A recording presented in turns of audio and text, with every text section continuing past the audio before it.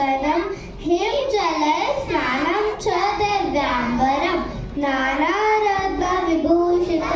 रक्तमदामोदाङ्गितं चन्दनं जाति चम्पक बिल्वपत्ररचितं पुष्पं च धूपं तथा दीपं देवदयानिधे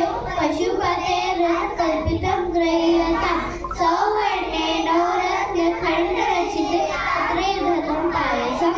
वृक्षं पञ्चविधं पयोदति उदं ब्रह्मा फलं पानकं शाकानां युतं जलं रुचिकरं कपूरखण्डोज्ज्वलं ताम्बूलं मनसा मया विरचितं भक्त्या प्रभो श्रीगुरु